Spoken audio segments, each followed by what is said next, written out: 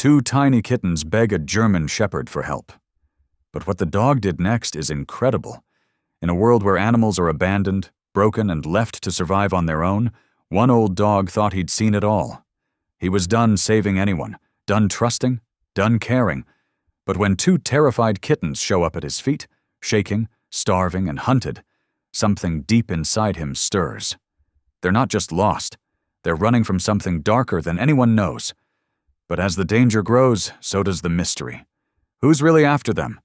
And why does this old dog seem to know more than he's letting on? Now, with everything on the line, this unlikely protector will have to decide. Will he walk away like the world did to him? Or risk it all to fight back? Your comments and presence here remind me why I tell these stories. If you still believe in the healing strength of love, truth, and quiet courage, then you're the reason this channel exists.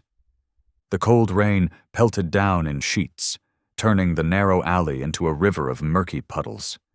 Butch limped along the cracked concrete, his graying muzzle low to the ground as he searched for anything edible. His once proud German shepherd frame now moved with the stiff, careful steps of an animal who had known too much pain. The neon sign of Pete's Pet Paradise flickered weakly above, casting occasional bursts of sickly green light across the weathered "Going Out of Business" sign in the window. Butch barely noticed anymore. It was just another dead storefront in his territory, good only for the shelter its deep doorway provided. Thunder rumbled overhead as he made his way to the large cardboard box he'd claimed as his den. It wasn't much, but he'd wedged it carefully between a dumpster and the brick wall, using old newspapers to keep it mostly dry. 5 years ago, he would have scoffed at such accommodations. Back then, he'd had a warm bed at the K9 unit, respect, purpose. But that was before the raid, before his handler had. A high-pitched sound cut through the drumming rain, making his ears twitch. Butch froze, years of training automatically kicking in as he analyzed the noise. There, again. A weak mewling, barely audible over the storm. Two tiny shapes emerged from behind a pile of soggy boxes. Kittens, Butch realized with a mixture of irritation and disinterest. They couldn't have been more than 8 weeks old, one gray, one orange tabby, both completely drenched and shaking violently. The orange one stumbled forward on unsteady legs, letting out another pitiful mew. Its companion followed close behind, both of them drawn to the minimal shelter of Butch's makeshift den. "Get lost," Butch growled, baring his teeth. The last thing he needed was company, especially not from cats. The kittens flinched at his harsh tone, but didn't retreat, desperate enough for shelter to risk approaching the large dog. "I said beat it!" he barked sharply, causing them to jump. The gray kitten cowered, but the orange one took another wobbly step forward, water dripping from its whiskers. As it moved, its head turned slightly, and Butch caught sight of something that made his breath catch. There, on the kitten's left ear, was a distinctive mark, a small black triangle with a series of numbers beneath it. The same mark he'd seen that night, in the secret laboratory hidden beneath the warehouse. The mark that had been on all those cages filled with animals used for illegal testing. The same raid where his handler had turned on him, where the anonymous tip had turned out to be a setup. Where Butch had been shot and left for dead among the evidence his team was supposed to be gathering. Memories flooded back with crushing force. The sound of gunfire, the sharp pain in his side, the look of cold dismissal in his handler's eyes as the man walked away, leaving Butch bleeding on the concrete floor. The orange kitten mewed again, snapping Butch back to the present. He looked at the tiny creatures with new eyes. They weren't just strays. They were escaped test subjects like the ones he'd been sent to rescue that night, before everything went wrong. The gray kitten sneezed violently, its whole body shaking with the force of it. Despite himself, Butch felt something shift inside his chest, something he thought had died along with his faith in humans. "Fine," he grumbled, shifting over in his box, "but just until the rain stops." The kittens didn't waste any time, scrambling into the relative warmth of the cardboard shelter. They pressed against his thick fur, their small bodies still trembling. Butch told himself it was just for one night, that he wasn't getting involved. He'd learned his lesson about trying to help. But as the orange kitten began to purr weakly, and the gray one snuggled deeper into his fur, Butch found himself remembering what it felt like to have a purpose, to protect something. And that mark on the orange kitten's ear kept drawing his eye, stirring questions he'd spent years trying to forget. What exactly had he stumbled upon in that warehouse? And why had it been worth betraying a decorated K-9 officer to keep it hidden? The rain continued to pour outside their shelter, but Butch remained alert, his ears tracking every sound in the alley. Old instincts, long suppressed, began to surface. Whatever these kittens had escaped from, someone would likely come looking for them. And despite all his promises to never get involved again, Butch found himself planning, analyzing, preparing, just like he'd been trained to do. The rain finally subsided as dawn crept over the city, painting the wet alleyway in weak gray light. Butch hadn't slept. The two kittens were curled against his belly, their tiny bodies finally warm and dry. The orange one had drooled a bit on his fur during the night, and the gray one had kneaded his side with needle-sharp claws until finding the perfect spot. Every time Butch had considered shooing them away, memories of that fateful night flooded back. It had been 5 months ago. The tip came in through official channels, a warehouse suspected of housing an illegal animal testing operation. Butch and his handler, Officer James Royce, were selected for the undercover reconnaissance. They'd done dozens of similar operations before. "Easy in, easy out," Royce had said, scratching behind Butch's ears. "Just like always, boy." But it wasn't like always. The moment they breached the hidden basement lab, Butch knew something was wrong. The place should have been deserted at that hour, but there were too many heartbeats, too many unfamiliar scents. Before he could alert Royce, the lights blazed on. Men emerged from the shadows, weapons raised. Butch's training kicked in. He moved to protect his handler, ready to take down the nearest threat. But Royce's hand never gave the attack command. Instead, his partner of 6 years calmly stepped away. "Good work getting him here," one of the men said to Royce. "The boss was worried he might sniff out our operation eventually. Too good at his job, this one." Butch remembered the confusion, the disbelief as Royce accepted an envelope thick with cash. "Nothing personal, boy," Royce had said. "But you were getting too close to some operations we can't have exposed." The gunshot came next. White-hot pain tore through Butch's side. He collapsed, watching through fading vision as Royce walked away, leaving him for dead among the cages of whimpering test animals. The gray kitten stirred against him, pulling Butch back to the present. Its small paw batted at his nose playfully. The mark on the orange kitten's ear seemed to mock him, the same marking system he'd seen in that underground lab. These kittens had escaped from somewhere similar, maybe even the same operation. A scraping sound from the alley's entrance made Butch's ears prick. He carefully extracted himself from the sleeping kittens and crept to the edge of his cardboard shelter. A scraggly mutt was sniffing around the dumpsters. Butch recognized him as Grit, one of Royce's new street informants. Grit's head snapped up, catching Butch's scent. "Well, well, the mighty K-9 himself living in a box." His mocking tone carried an edge of threat. "Boss Royce said you might be skulking around these parts." Butch stepped fully into view, his hackles rising. "What do you want, Grit?" "Just passing along a message. We're looking for some escaped property, lab specimens." Grit's eyes darted toward Butch's shelter. "Small ones. Boss is offering good rewards for their return, or information leading to their recovery." The orange kitten chose that moment to poke its head out of the box, letting out a curious mew. Grit's eyes locked onto the marked ear, and his mouth curved into an unpleasant grin. "Well now, what do we have here?" Grit took a step forward. "Hand them over, old-timer. You don't want trouble with the boss. Not again." Butch moved to block Grit's view of the box. Every instinct honed from years of police work screamed that these kittens needed protection. But another voice, the bitter, wounded one that had kept him alive on the streets, warned him to walk away. Turning them over would be easier. Safer.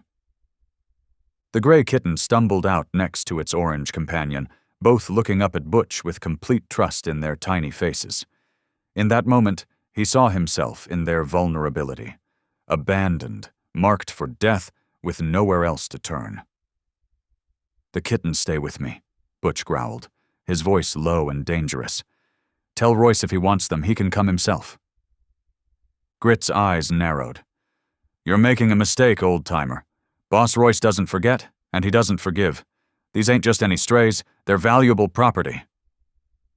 "They're not property," Butch snarled, taking a threatening step forward. "They're living creatures, and they're under my protection now." "Your funeral," Grit sneered, backing away. "Boss will hear about this by sundown. Better sleep light, canine." Butch watched until Grit disappeared around the corner. His heart was pounding, but not from fear. For the first time in months, he felt truly awake. The kittens pressed against his legs, purring, blissfully unaware of the danger they were in. He knew he'd just made himself a target. Royce and his operation wouldn't stop hunting these kittens, and now they'd be hunting him too. But as he guided the little ones back into the shelter, Butch felt something he thought he'd lost forever. Purpose. They'd need to move soon, find somewhere safer, make plans. But for now, he curled around the kittens protectively, his police training already mapping out escape routes and safe houses. He'd failed to protect the animals in that lab 5 months ago. He wouldn't fail these two. The late afternoon sun cast long shadows through the broken windows of the abandoned warehouse. Butch nudged the kittens along, keeping to the darkest corners as they made their way inside. He remembered this place from his first weeks on the street. Its maze of old shipping crates and forgotten machinery made it defensible, with multiple escape routes. "Come on, little ones," he murmured, guiding them toward a raised office platform. The metal stairs creaked under his weight, but the kittens bounded up easily. The office still had 3 solid walls, and most of its roof. Better shelter than their cardboard box had been. The orange kitten, whom Butch had started thinking of as Scout, explored every corner while its gray companion, Shadow, stayed close to Butch's side. He watched Scout investigating an old desk drawer, the marked ear a constant reminder of what they were running from.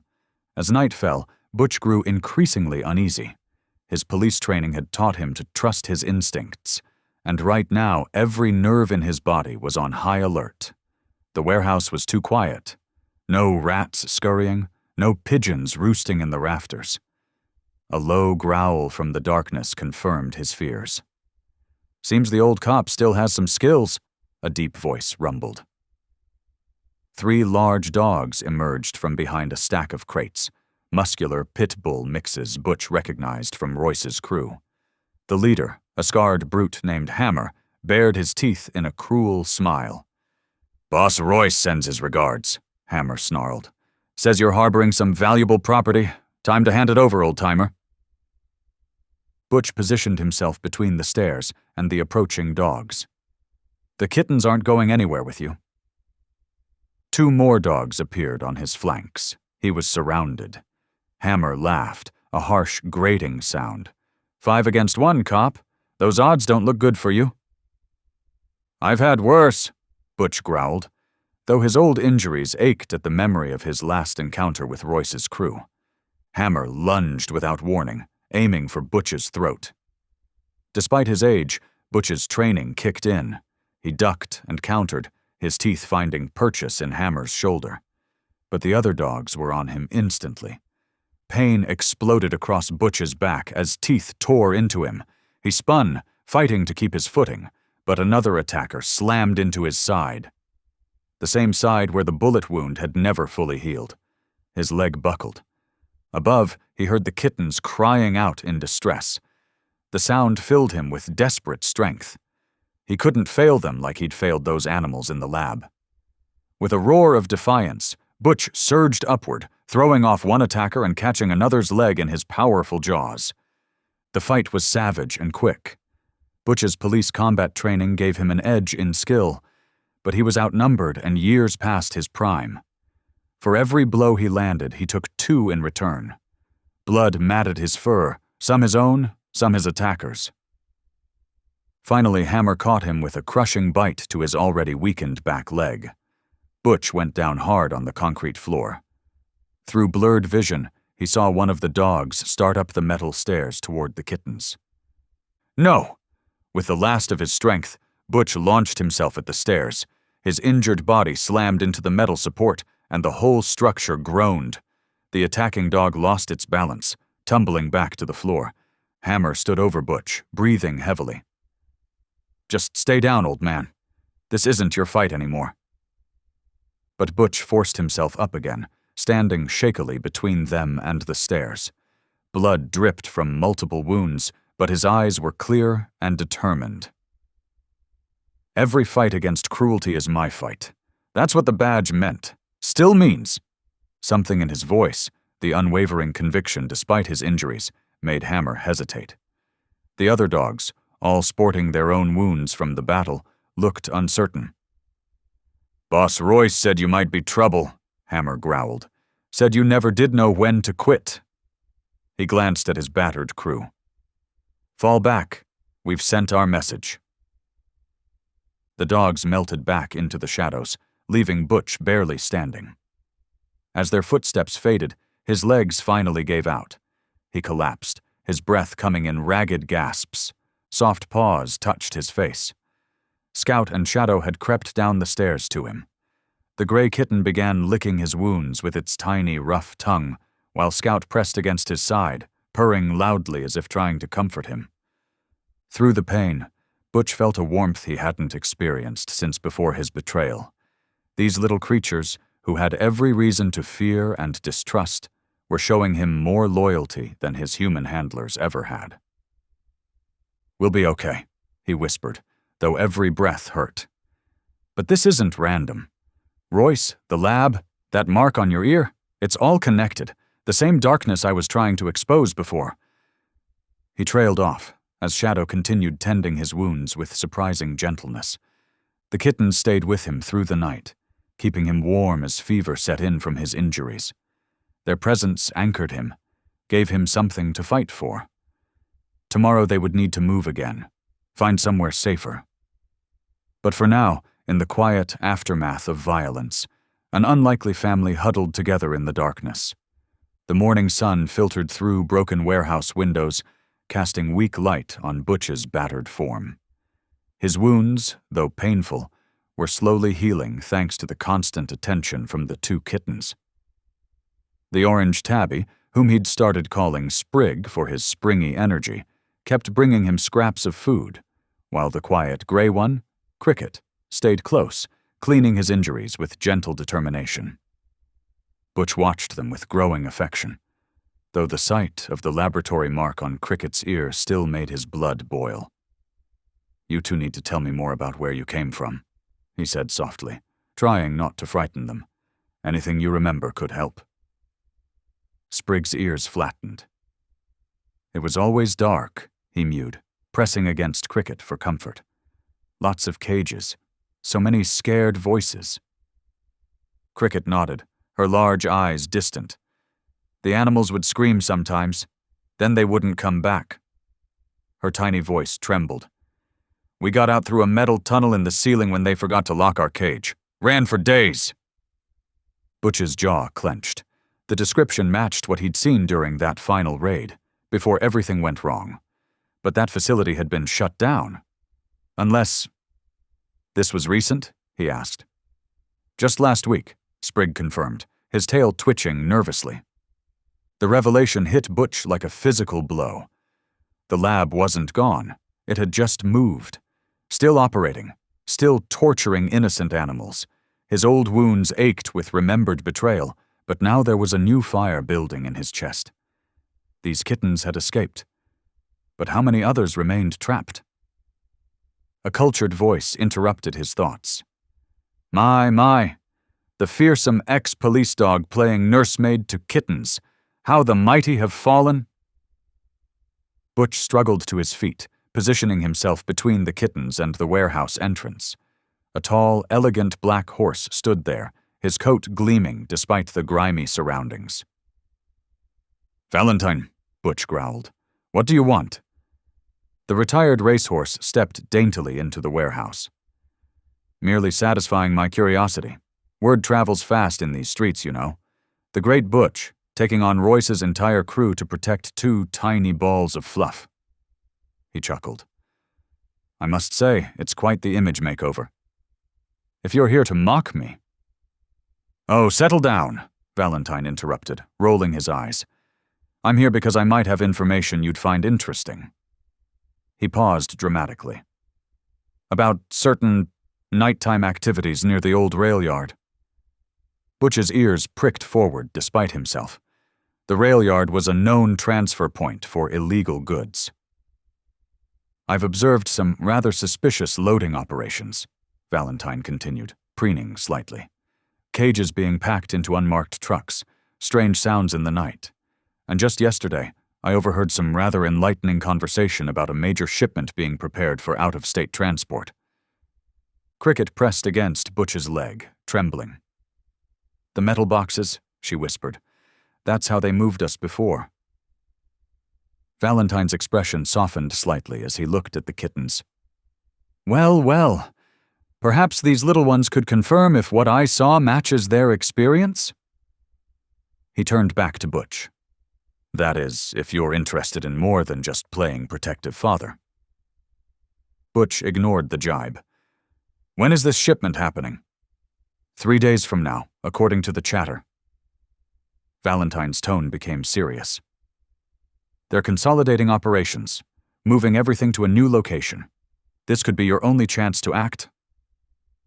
Butch's mind was already racing, evaluating angles and risks like he'd been trained to do. The rail yard would be heavily guarded, but a moving target was sometimes easier to hit than a fortified one. He'd need to scout the location, identify escape routes, find weak points in their security. "Why are you helping?" he asked Valentine suddenly. "What's in it for you?" The horse was quiet for a moment, his usual smugness falling away. "Perhaps I'm tired of watching from my comfortable retirement as darker things happen in the shadows. Perhaps seeing you risk everything for these little ones reminded me of what it means to stand for something." He shrugged, trying to appear nonchalant. "Or perhaps I'm simply bored and looking for entertainment." Butch studied him thoughtfully. Valentine might be vain and sarcastic, but he was also intelligent and well-connected. Having him as an ally could make the difference between success and failure. "I'll need more details," Butch said finally. "Everything you've seen about their patterns, guard rotations, vehicle types." Valentine nodded, a slight smile playing around his lips. "Now that's the police dog I remember hearing about. Shall we discuss strategy? I have quite the network of informants among the city's four-legged residents." As they began planning, Sprig and Cricket curled up against Butch's side, their presence a constant reminder of what was at stake. The lab had to be stopped, not just for them, but for all the animals still trapped in those dark rooms. This time there would be no betrayal, no last-minute failure. This time he wasn't fighting alone. Butch limped through the shadows of the city's forgotten places, following Valentine's directions. The Kittens were safely hidden back at the warehouse, but their faces haunted him. How many others wore that same look of terror? The thought drove him forward, even as his old injuries protested. His first stop was a narrow alley behind a row of vending machines. "Clabber," he called softly. "Need to talk." A scruffy raccoon emerged from behind a dumpster, whiskers permanently bent at odd angles. Well, if it ain't the famous K9 himself. Clabber's voice was rough, but carried a hint of humor. "Heard you've been causing trouble for Royce's crew. Must be getting soft in your old age." "I need your help," Butch said directly. "You still good with locks and tight spaces?" Clabber's eyes narrowed. "Maybe. Depends what kind of trouble you're looking to stir up." As Butch explained about the lab and the upcoming shipment, Clabber's usual smirk faded. "Lost some friends to those types," he said quietly. "Good animals just disappeared. Never saw 'em again." He flexed his nimble paws. "Count me in. These old hands still remember every lock they ever met." Next, they made their way to an abandoned billboard platform where Valentine had said they'd find their third recruit. Thorn the falcon sat motionless, his clipped wings held tight against his body, golden eyes sharp and watchful. "He can't speak," Clabber warned. "But don't mistake that for stupid. Smartest bird I ever met." Butch approached slowly. "We're putting together a team. Valentine says you know every rooftop and power line in the city. We need eyes up high." Thorn's gaze never wavered. He lifted one wing slightly, showing the brutal cuts that had grounded him. Then he nodded once, decisively. "They did that to you?" Butch asked softly. Another nod, fiercer this time. "Want to help us shut them down?" Thorn's eyes blazed with sudden fire, and he spread his damaged wings to their full span. A clear answer. Over the next 2 days, Butch drilled them relentlessly. His police training came flooding back as he assessed their strengths and weaknesses. Clabber practiced picking increasingly complex locks while timing himself. Thorn learned to signal with subtle wing movements, developing a silent code they could all understand. Valentine memorized guard patrol patterns and delivery schedules. "You're enjoying this," Valentine observed one evening, watching Butch demonstrate tactical formations. "Playing commander again." Butch hadn't realized it, but the horse was right. For the first time in years, he felt truly alive. Having a team, a purpose, it filled a void he'd been carrying since that last devastating raid. Back at the warehouse, Sprig and Cricket watched their training sessions with wide eyes. "Are you going to save the others?" Sprig asked one night. "The ones still trapped?" "Yes," Butch promised, surprising himself with how much he meant it. "We're going to try." "Good," Cricket said softly, pressing against his side. "They're scared, like we were. They need someone to believe in." Her words struck deep. Butch had been so focused on revenge, on righting past wrongs, he'd almost forgotten the simple truth.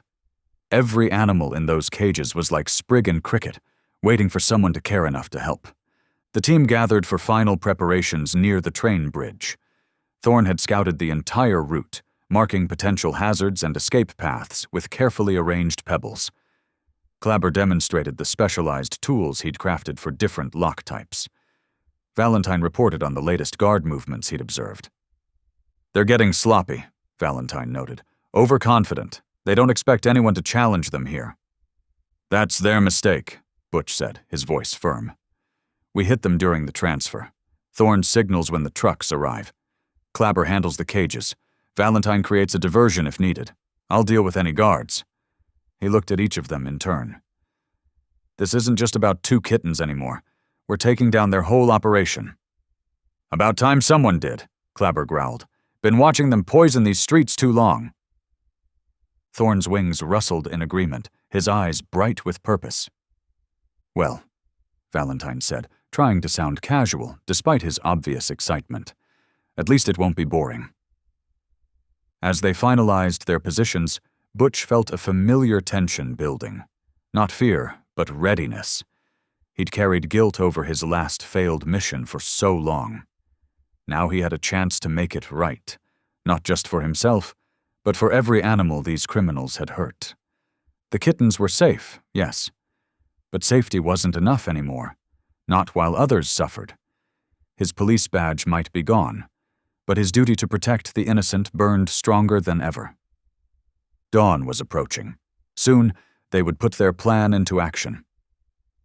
Butch looked at his unlikely team: a lock-picking raccoon, a silent falcon, a retired racehorse, and himself, a broken-down police dog finding his purpose again. Not the force he'd once led, but maybe exactly the team he needed. The evening sky painted the rail yard in deep purples and blues as Butch and his team took their positions. The German shepherd's muscles tensed with anticipation, his scarred ears twitching at every sound. From his vantage point behind a stack of old crates, he could see Clabber's shadowy form crouched near the loading dock, while Thorn perched silently on a rusted light pole above. Valentine stamped nervously from his hiding spot among abandoned train cars. "Transport's right on schedule," he whispered, "just like we planned." The rumble of an approaching engine made them all freeze. Headlights swept across the yard as a large white truck backed up to the loading dock. Butch's heart pounded as he counted down the seconds, waiting for Thorn's signal. The Falcon's wings spread wide, catching the last rays of sunset. In a flash, he dove toward the truck's side mirror, creating a spectacular crash that sent the guards jumping back in surprise. Their shouts echoed through the yard as they chased after what they thought was just a clumsy bird. "Now, Clabber," Butch hissed. The raccoon scurried forward, his practiced paws making quick work of the truck's heavy padlock. "Child's play," he muttered, swinging the doors open to reveal stacks of cages inside.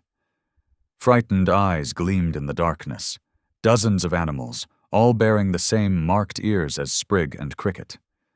Butch moved to help Clabber with the cages when a familiar voice froze him in place.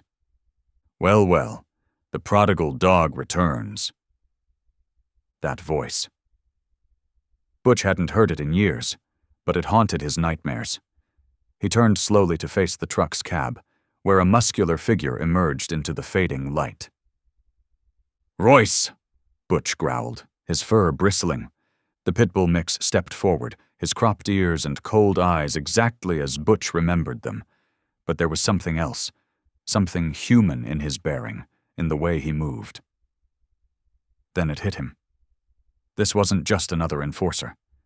This was his former handler, the man he'd trusted with his life. Surprised? Royce's mouth curved in a cruel smile. "You always were slow on the uptake, partner. Never could see what was right in front of your nose." Clabber had frozen mid-lock, while Valentine and Thorn watched in tense silence. The revelation seemed to crackle through the air like electricity. "That raid," Butch said, his voice rough with sudden understanding. "The lab raid where everything went wrong. You set it up." "Give the dog a bone." Royce circled slowly, his boots crunching on gravel. "We couldn't risk anyone finding out about our little operation. Too many nosy cops asking questions. So we arranged a nice, clean sweep. Take out the witnesses, silence the evidence, and eliminate one particularly devoted K9 who might have figured it all out." The betrayal hit Butch like a physical blow. All those years of questioning what he'd done wrong, wondering how he'd failed. "You were working for them the whole time." "Working for them?" Royce laughed. "I helped build this network. Do you have any idea how much money there is in this business? The pharmaceutical companies pay a fortune for test subjects. The fighting rings keep the cash flowing. It's beautiful, really." Butch's mind raced back to that night. The confused signals, the radio silence, the moment he'd realized he was alone in the building. "You left me to die." "And yet here you are," Royce said, his tone hardening. "Still causing problems? Still trying to play hero?" He pulled something from his jacket, a familiar silver whistle that made Butch's blood run cold. "Remember your training, boy? Remember who's really in charge?" The whistle's high-pitched command cut through the air, triggering deep-buried instincts in Butch's brain. For a moment, his body tensed to obey, years of conditioning fighting against his will. But then he thought of Sprig and Cricket, of their trust in him. He thought of every scared animal in those cages, waiting for someone to be strong enough to save them. The whistle's power shattered against his resolve like waves against stone. "Not anymore," Butch snarled. "I'm not your weapon, not your tool. Those days are over." Royce's face darkened. "Loyal to the end, aren't you?" "Just not to the right, master." He reached for something else in his jacket. "Guess we'll have to do this the hard way." Behind them, Clabber worked frantically at the remaining locks, while Valentine and Thorn moved to protect the freed animals. The last light was fading from the sky, casting long shadows across the rail yard as Handler and K9 faced each other, one corrupted by greed, the other reforged by compassion. The truth of his past lay exposed like an open wound, but Butch felt strangely liberated. The mystery that had haunted him for years finally had a face, and he knew exactly what he had to do about it. Rage and betrayal coursed through Butch's veins like fire. With a savage growl, he launched himself at Royce, decades of trained combat flowing through his muscles. His teeth snapped inches from Royce's throat as the man dodged backward, drawing a wicked-looking knife. "Still got some fight in you, old-timer?" Royce taunted, slashing the blade in quick arcs. They clashed in a blur of fur and steel. Butch's police training warred with his street-learned savagery as he ducked and weaved, looking for an opening. Blood trickled from where the knife had nicked his shoulder, but adrenaline dulled the pain. A sudden orange glow caught his attention. Smoke billowed from the warehouse behind them, flames licking up the weathered walls. The acrid smell of gasoline filled the air. "Insurance policy," Royce sneered, backing toward the transport truck. "Can't leave evidence lying around?" Horror struck Butch as he realized Royce had planned this, planted accelerants, waiting to trap them all. The warehouse was already becoming an inferno, and inside those metal walls were dozens of helpless animals. A high-pitched shriek cut through the chaos. Sprigg and Cricket had ventured too close, trying to help free the remaining cages. In one fluid motion, Royce snatched them both by their scruffs, holding them high. "Choose, hero," Royce called out, backing toward the flames. "Come after me, or save your precious cargo. Tick-tock." The kittens squirmed in his grip, their eyes wide with terror. Behind him, the fire roared higher, and panicked cries echoed from the burning transport. Butch's heart thundered in his chest as two instincts warred within him: protect his family, or save the innocent. Sprigg caught his eye, the tiny orange kitten somehow managing to look fierce even in Royce's grasp. "Help them," he yelled. "We'll be okay." Cricket nodded, her quiet strength showing through her fear. They trusted him to make the right choice. With a snarl of frustration and determination, Butch turned toward the burning transport. He could hear Royce's mocking laughter as he disappeared into the smoke with the kittens. But there was no time to hesitate. The heat was intense as Butch charged into the inferno. His thick fur offered some protection, but the metal of the cages burned his mouth as he gripped them, dragging them toward the exit one by one. Animals scrambled free. Rabbits, cats, small dogs, even laboratory rats, all bearing those telling marks on their ears. "This way," Valentine called from outside, helping guide the escaped animals to safety. Thorne swooped through the smoke, using his wings to create paths of clearer air. Clabber darted in and out, his nimble fingers working locks faster than Butch's teeth could manage. But the fire was spreading rapidly. The transport's tires had caught, filling the air with thick, black smoke. Butch's lungs burned as he pressed deeper into the truck, knowing there were still cages in the back. "Butch, get out of there!" Clabber shouted. "The whole thing's about to go up." He could barely see through the smoke now, but his sensitive ears picked up whimpers from the last cage. Inside, a mother cat huddled with 3 tiny kittens, reminding him painfully of Sprigg and Cricket. With renewed determination, Butch gripped the cage and pulled. The metal seared his mouth, blisters forming on his gums, but he refused to let go. The mother cat helped push from inside as he dragged them toward the exit. His vision was starting to blur, his old injuries screaming in protest, but he couldn't give up. With one final heave, Butch got the cage clear of the transport. The family scrambled free just as a massive whoosh of flame engulfed the truck's cab. The force of the explosion knocked him off his feet, sending him tumbling across the gravel. Through ringing ears, he heard his friends calling his name. His fur was singed, his paws burned, and every breath felt like swallowing fire. But as he looked at the dozens of animals they'd managed to save, huddled together in the safety of the rail yard, he knew he'd made the right choice. Still, his heart ached for Sprigg and Cricket. He struggled to his feet, ready to track Royce down, when Valentine's urgent voice cut through his pain. "Butch! They went toward the old signal tower. Thorne saw them!" The German shepherd gathered his remaining strength. The night wasn't over yet. He had saved these animals from the flames, but his own family still needed him. With determination burning brighter than his injuries, Butch set off in pursuit of Royce and the kittens, leaving the blazing transport behind. Through the billowing smoke, Thorne watched the chaos unfold below. His clipped wings had kept him grounded for so long, but now, seeing Butch's sacrifice, something stirred within him. The falcon spread his scarred wings, feeling the hot updraft from the fire.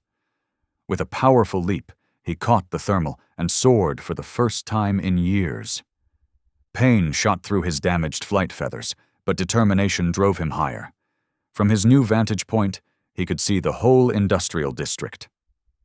Less than a mile away, the lights of the Happy Tales Animal Sanctuary glowed like a beacon. The sanctuary was run by Jack and Maria Henderson, retired firefighters who dedicated their lives to saving animals. Thorne tucked his wings and dove, streaking through the night sky. His heart pounded with each wing beat, but he pushed through the agony. Landing awkwardly on the sanctuary's front gate, he began shrieking and beating his wings against the metal. Inside, Jack Henderson jolted awake at the commotion. The old firefighter grabbed his jacket and hurried outside, where he found Thorne in clear distress. The falcon took flight again, circling insistently before heading back toward the warehouse. Jack understood immediately. In his years of service, he'd seen enough animals trying to alert humans to danger. "Maria!" he called out. "Call 911. We've got trouble at the old rail yard." Meanwhile, Valentine had his own part to play. The retired racehorse gathered his courage, remembering the countless times he'd thundered down the home stretch. With a powerful kick, he shattered the wooden fence surrounding the laboratory complex. Security cameras swiveled to track him as he galloped through the compound, his black coat gleaming under the floodlights. Guards shouted, and alarms blared. Valentine knocked over equipment and crashed through garden beds, making as much chaos as possible. Local news vans, already drawn by reports of the fire, caught the spectacular sight of a magnificent horse rampaging through what appeared to be a legitimate research facility. "We're live at the scene," a reporter announced, where unusual activity at Biotech Solutions has drawn attention to what sources say might be an illegal animal testing operation. Royce emerged from the smoke, still clutching Sprig and Cricket. His eyes widened as he saw the news cameras and gathering crowd. He tried to slip away unnoticed, but Valentine had other plans. The horse reared up dramatically in front of the cameras, drawing all eyes to where Royce stood with the clearly distressed kittens. "Those kittens!" someone shouted. "They have laboratory marks!" Royce dropped the kittens and ran, but it was too late. Police cruisers responding to multiple emergency calls converged on the scene. Officers recognized him immediately. They'd been building a case against the syndicate for months. "James Royce Matthews," an officer called out through a megaphone. "You're under arrest." As Royce was handcuffed on live television, more police units arrived. They stormed the laboratory complex, discovering dozens of animals in horrific conditions. Evidence of illegal experiments and dogfighting operations was everywhere. Back at the burning warehouse, Butch lay motionless near the transport truck. He'd managed to save so many, but the smoke and heat had finally overcome him. His graying muzzle was covered in soot, his powerful body battered and burned.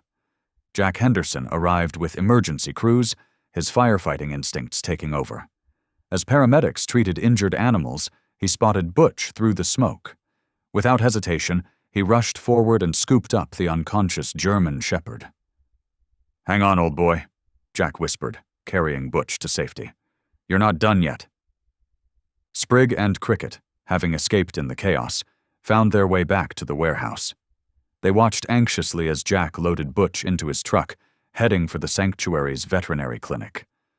Valentine limped over to join them, his proud bearing somewhat diminished by concern for his friend. "He'll pull through," Valentine said softly, letting the kittens lean against his leg. "That old dog's too stubborn to quit."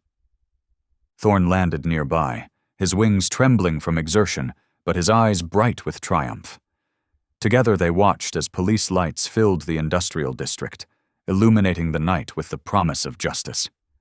The laboratory's dark secrets were exposed, and Royce's reign of cruelty was finally over. The news cameras captured it all: the rescued animals, the arrest, the evidence of systematic abuse.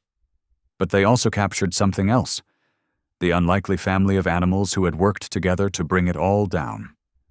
A horse, a falcon, 2 tiny kittens, and somewhere between life and death, a brave German shepherd who had chosen to risk everything to protect the innocent. At the Happy Tales Animal Sanctuary, morning sunlight filtered through tall windows into a quiet recovery room. Butch lay on a thick blanket, his battle-worn body wrapped in bandages. The steady beep of monitoring equipment marked time as he drifted between sleep and consciousness. His powerful frame, once so imposing, looked vulnerable under the stark medical lights. Sprig and Cricket hadn't left his side for 3 days. The tiny orange tabby and his gray companion had claimed a corner of Butch's blanket, taking turns to gently clean his wounds with their rough little tongues. When the veterinarians came to change bandages, the kittens watched with intense focus, as if taking mental notes on their patient's care. "Remember when you found us in that alley?" Sprig whispered to Butch's sleeping form. "You were so grumpy." He patted Butch's nose with a tiny paw. "But you saved us anyway." Cricket, ever observant, noticed how Butch's ear would twitch at their voices. "Tell him about the time he showed you how to find the best sleeping spots," she encouraged Sprig. The orange kitten launched into an animated retelling, complete with dramatic pauses and sound effects. Every afternoon, Valentine's distinctive clip-clop echoed down the hallway. The retired racehorse had become something of a celebrity after his performance at the laboratory. He'd gather whoever would listen: recovering animals, sanctuary staff, even the occasional reporter, and recount the tale of their great mission. "There I was," Valentine would begin, tossing his elegant head, "charging through their defenses like thunder itself. Of course, it was all part of the plan. Butch knew exactly what he was doing when he chose me for that role." Clabber, the scruffy raccoon, had taken up residence in an old maple tree near Butch's window. His mechanical skills found new purpose helping the sanctuary staff repair equipment and modify enclosures for special needs animals. Sometimes late at night, he'd perch on the windowsill and share quiet observations about their new home. Thorn made his nest in the sanctuary's bell tower. His wings, growing stronger each day, carried him on regular patrols of the grounds. He'd land silently on Butch's windowsill, his golden eyes conveying volumes without a sound. The falcon's presence seemed to bring Butch particular comfort, 2 warriors who understood the weight of their scars. As days turned to weeks, Butch's strength gradually returned. The veterinarians marveled at his recovery, crediting the constant care of his tiny nurses. What the medical staff couldn't see was how Sprig and Cricket had appointed themselves as Butch's guardians. They screened visitors, supervised treatments, and made sure he ate every bite of food. Word of Butch's heroism spread through the extensive network of urban animals. Visitors came from across the city: squirrels, pigeons, alley cats, and even a few dogs who remembered him from his police days. They brought stories of other animals freed from the laboratory, of Royce's conviction, of justice finally served. Butch would turn his head away from such praise, his gruff demeanor unchanged. But those who knew him best could see the difference. The bitter edge had gone from his eyes, replaced by something warmer, something that sparked especially bright when he watched his kittens. One quiet evening, as sunset painted the recovery room in soft gold, Sprig and Cricket curled up against Butch's side. The old dog had managed to stay awake longer that day, even taking a few steps under the watchful eyes of his medical team. "Tell us a story," Cricket asked softly, her oversized ears twitching with anticipation. "About what?" Butch's voice was still rough, but held none of its former harshness. "About when you were a police dog," Sprig chirped. "Please, Dad?" The word hung in the air like a fragile soap bubble. Butch's breath caught. He looked down at the kittens, really looked at them. Cricket's wise, gentle eyes, Sprig's boundless enthusiasm, both of them watching him with such pure trust and love. "Dad," Cricket echoed, testing the word herself. She nuzzled closer to Butch's chest, right above his heart. For a moment, Butch couldn't speak. Something warm and unexpected filled his chest, pushing aside the last traces of his old bitterness. These tiny creatures had done more than save his life. They'd saved his soul. "Well," he finally managed, his voice thick with emotion, "there was this one time, on a snowy night." He began telling them about his first successful missing person case, about finding a lost child and leading them to safety. The kittens listened intently, hanging on every word, pressed close against their father's side. From his perch outside, Clabber wiped a suspicious bit of moisture from his eye. Valentine, passing by on his evening walk, paused to listen through the window, a gentle smile playing across his elegant features. And high above, Thorn watched over them all, his fierce heart softened by the sight of this most unlikely family. The morning sun cast long shadows across the sanctuary grounds as Butch made his way along the well-worn path. His stride carried a slight hitch now, a permanent reminder of that fiery night. But he moved with purpose and calm awareness. The dewy grass sparkled around his paws as he completed his morning patrol, a habit he couldn't shake, though the threats he once feared were long gone. Ahead of him, Sprig and Cricket tumbled through the grass, their playful squeals bringing warmth to his heart. Cricket, her gray fur catching the morning light, pounced at a butterfly while Sprig, orange coat blazing like a tiny flame, stalked an imaginary mouse. They never strayed more than 20 feet from their father, a dance of exploration and return that had become their daily rhythm. "Dad, look what I found!" Sprig called out, batting at a dandelion gone to seed. The fluffy white spores scattered in the breeze, and Cricket leaped to catch them, her oversized ears twitching with concentration. Butch watched them play, his scarred ears alert but relaxed. The bitter guard dog who once growled at desperate kittens in a stormy alley seemed like a shadow from another life. In his place stood a protector, a father, a guardian who had found his true purpose. Thorn's distinctive cry drew everyone's attention skyward. The falcon wheeled overhead, his wings strong and sure, tracing lazy circles in the morning air. No longer bound by clipped feathers or enforced silence, he called out greetings to his found family below.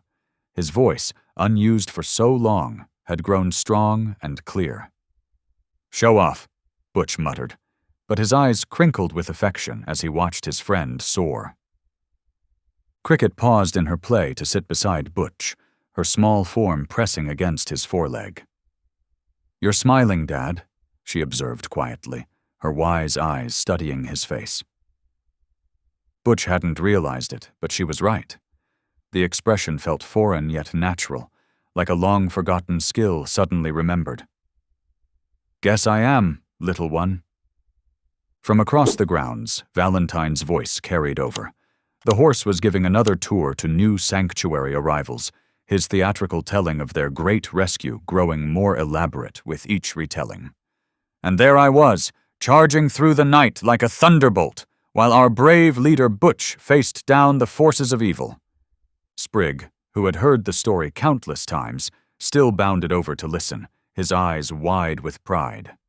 "That's our dad," he announced to the newcomers, chest puffed out. Clabber, lounging in his favorite maple tree, called down with a chuckle.